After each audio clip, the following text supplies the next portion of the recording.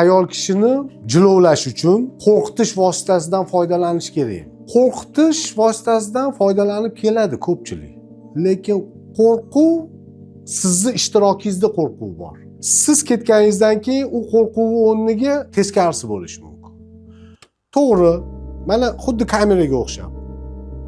Mashinada ko'roz kamera turibdi, skorosingizni pasaytirasiz.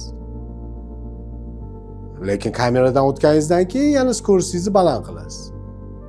Erkak kishi qo'rqitish yo'li bilan xotinni jilovlayman desa, xuddi o'sha kameradagi bo'ladi. Faqat erkak kishi ishtirok etyapti, u ayol kishi o'zini ushlab turadi. U erkak kishi ishga ketgandan keyin u ayol kishi o'zini bilganini qiladi. Qo'rqituv yo'li bilan uzoqqa borib bo'lmaydi. Qo'rquv baribir oxir-oqibati o'ziga qarshi ishlatiladi.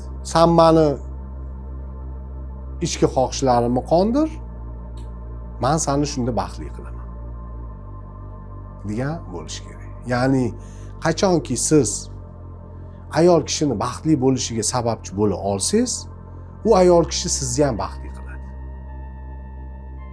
Shunaqa joyi bor.